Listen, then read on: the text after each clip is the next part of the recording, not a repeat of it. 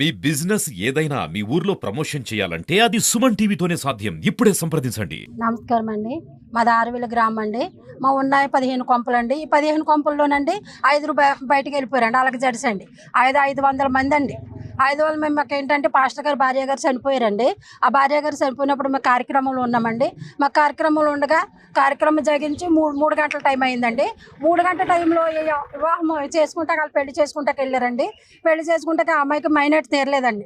మరి అక్కడ ఏం జరిగింది ఏంటో మాకు తెలియదు కానండి. మేము మా పనుల్లో మేము ఉండగా వాళ్ళు ఒక ఆటో మంది కుర్రోళ్ళందరూ వచ్చేసి దారికి అర్థంగా టెంట్ వేసేస్తున్నారండి. టెంట్ వేసేద్దంటేనండి ఆ టెంట్ కాడ ఇలా టెంట్లు వేస్తున్నారని అందరూ చెప్పుకుంటున్నారండి. కానీ అంతట్లోకి మరి మేము ఎవరు వెళ్ళలేదండి. ఇంతట్లో కారు ఆయన ఇంటికి వచ్చిన ఆయన లాయర్ గారు ఇంటికి వచ్చిన చిన్నాన్నగారు బయలుదేరి వెళ్తుంటే ఆయన కారు ఆపేశారండి. నేను ఒక పోలీసుని నేను వెళ్ళిపోతున్నాను, నాకు దారి ఇవ్వండి అంటే ఇవ్వాల్సిన అవసరం మాకు లేదు, నువ్వు ఎవడవైతే మాకేంటి అన్నట్టుగా పరిపాలించారండి. ఇంతట్లోనూ మా మేనల్డ్ అక్కడికి వెళ్ళండి, కొంచెం దారి తీయండి, 4 కార్లోనే వెళ్ళిపోతాయి. ఈ 4 కార్లు వెళ్ళిపోయి కొంచెం చేసిన సామానం గట్ట పంపించేసుకుంటామండి. ఆ తర్వాత మీరు టెంట్ వేసుకోండి అని అడిగాడు. అడిగినందుకు ఎవరిని తెచ్చుకుంటారా, మీరు ఉన్న నలుగురురా, మీరు ఎవరు ఏం చేయగలుగుతారో చేయరా, మేము టెంట్ వేస్తాం, మాకు హక్కు ఉంది, మీకు ఏం హక్కు ఉంది, మీకు ఎవడు ఉన్నాడో మీరు తెచ్చుకుంటారు అన్నట్టు మాట్లాడారండి. అయినా సరే మేము చెప్పి వాళ్ళకి చెప్తాం, పోలీసులకు ఫోన్ చేశారండి.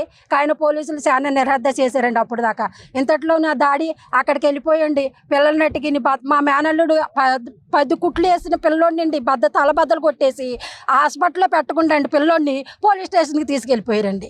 పోలీస్ స్టేషన్కి తీసుకెళ్ళిపోతే ఈ అన్నగారు ఆ పిల్లోడు ఎప్పుడైతే తలబద్దలేసిపోయిందండి, ఇది ఏమి చేయలే తలకి దాడి 100 మంది వెళ్ళిపోయినప్పుడు పంప మీద పడిపోయారండి. పంపపై తలుపులు బద్దలా కొట్టేసి అన్ని బద్దలు కొట్టేస్తే కత్తులతో సాకులతో కర్రలతో వచ్చిండి అన్యాయంగా కొంప మీద అడిపోయారండి. కొంప మీద అడిపోయిన వాళ్ళని ఏం చేయాలి అన్నగారికి తెలియకండి వాళ్ళ చేతుల్లో సరుకు తీసుకుని ఏదో చేశాడని మా మీద అన్యాయంగా కేసు పెట్టేశారండి. కేసు పెట్టి దాడి చేసి మా పిల్లని పోలీసులు తీసుకెళ్ళిపోయారండి. అక్కడ నుంచి అక్కడికి లాయర్ గారి ఇంటికాడ మేము పనిచేసి ఆడవాళ్ళని చూడండి 10 మంది ఆడవాళ్ళు లాగినందు వాళ్ళు ఇష్టం వచ్చినట్టు చేసేసారండి. ఎక్కడోళ్ళు అక్కడ దాకుంటే ఇళ్ళు బద్దలు కొట్టేసి అవన్నీ బద్దలు కొట్టేసి వాళ్ళు ఇష్టం 500 మంది ఎక్కడండి, 10 మంది కుటుంబాలు ఎక్కడండి. ఈ రోజున మమ్మల్ని ఆ ఊర్లో అడిగి అట్టకూడదు అంటున్నారండి. మేము అక్కడ మాదిగోళ్ళు అన్న వాళ్ళు మెసలకూడదు అంటండి. మమ్మల్ని ఎలేసేసారండి ఆల్రెడీ. ఇంకా అసలు మమ్మల్ని ఉండకూడదు, ఆ ఊర్లో ఉంటే మేము బతకనేమో, మేము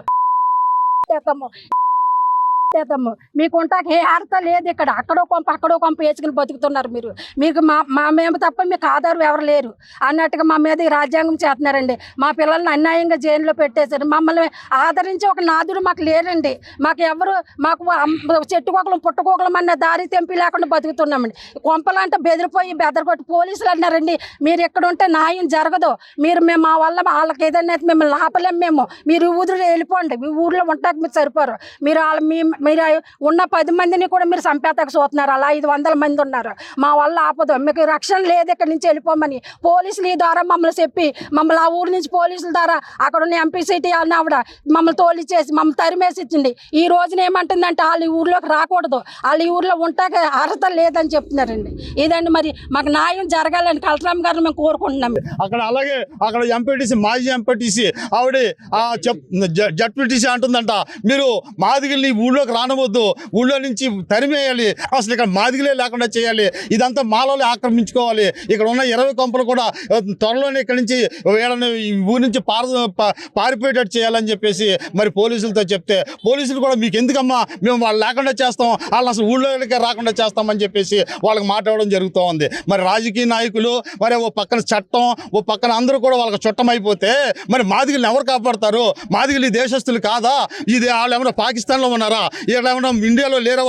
వాళ్ళకి ఏ విధంగా న్యాయం చేస్తారు మరి చట్టం అనేది మేము ప్రశ్నిస్తూ ఉన్నాం. ఈరోజు ఎంఆర్పిఎస్ నుంచి మేము డిమాండ్ చేస్తూ ఉన్నాం. మరి ఏదైతే మరి మాదిగల్ని ఊళ్ళోకి రాకుండా చేశారో, ఎవరైతే అక్కడ సీఏ ఉన్నారో ఆ సీఏని వెంటనే మరి సస్పెండ్ చేయాలి. అలాగే ఎవరైతే జడ్పీటీసీ ఉందో ఆవిడని వెంటనే పోలీసులు అరెస్ట్ చేయాలి. మాదిగలకి న్యాయం జరిగే వరకు ఎంఆర్పిఎస్ వెన్నంటే పోరాడుతుందని చెప్పి మరి ఈరోజు మాదిగలకి న్యాయం జరగకపోతే దీన్ని మరింత ఉధృతం చేసి ఇది స్టేట్ వైడ్గా అలాగే మరి ఉమ్మడి తెలుగు రాష్ట్రాల్లో మొత్తం ఇది ఒక స్టేట్ వైడ్ ఉద్యమంగా తీసుకొచ్చి దీన్ని